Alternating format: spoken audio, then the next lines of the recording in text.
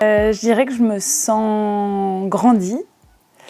Je m'en suis pas forcément toujours rendu compte, mais là, avec une prise de recul un peu plus importante au bout de 10 mois, je pense j'ai mûri sur des sujets et qui vont nourrir mon quotidien et le sens que je veux donner à mon entreprise. Ça m'a permis de reprendre du recul sur ce que je faisais au quotidien et sur ma vision d'entreprise.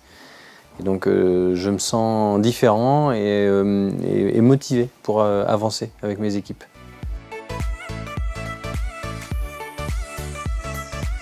Moi, il y a un aspect qui me plaît bien, c'est cette notion de faire un pas côté par rapport à une situation difficile.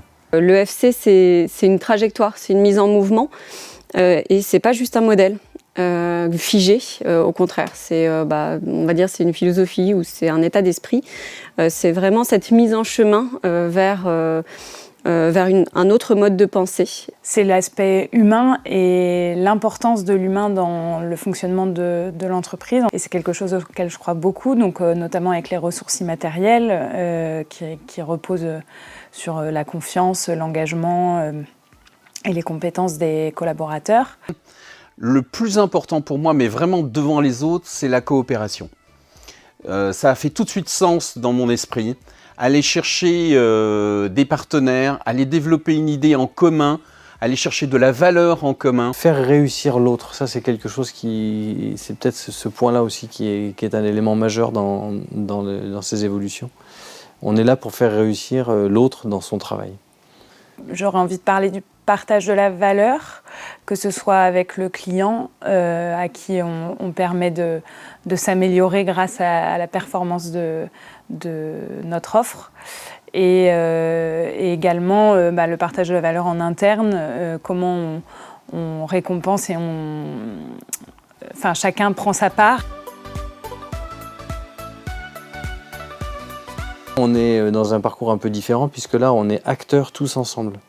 Donc ça m'a permis moi d'évoluer moi-même par rapport à mon équipe, mais ça a permis aussi à l'équipe d'évoluer par rapport à ce que l'on produit et à ce que l'on fait pour nos clients. Pour moi, c'est primordial d'impliquer les collaborateurs dans la formation et ça a été quelque chose de... c'est pas accessoire du tout et c'est quelque chose qui m'apparaît comme très important parce que sinon il est compliqué en tant que dirigeant seul d'infuser la dynamique de l'EFC dans l'entreprise. Quand on avait des gens d'atelier, des gens, je dirais, de l'administratif, commercial, etc. Et je pense qu'ils se sont vraiment impliqués à titre individuel, puisqu'ils m'en reparlent à chaque fois spontanément. C'est mes équipes qui me poussent, c'est mes équipes qui me disent « mais là, on n'a pas été assez loin, il faut réfléchir ». Toutes les notions que moi j'aborde d'une certaine façon, ils m'apportent un nouvel éclairage, un groupe miroir à l'intérieur de la société, ça vaut de l'or.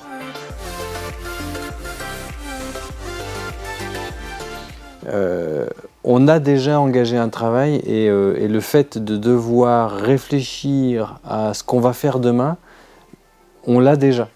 Pour nous, ça a surtout été pour l'instant des transformations de l'ordre de l'organisation interne et de la façon de travailler ensemble, notamment avec des exercices de coopération plus importants et plus présents.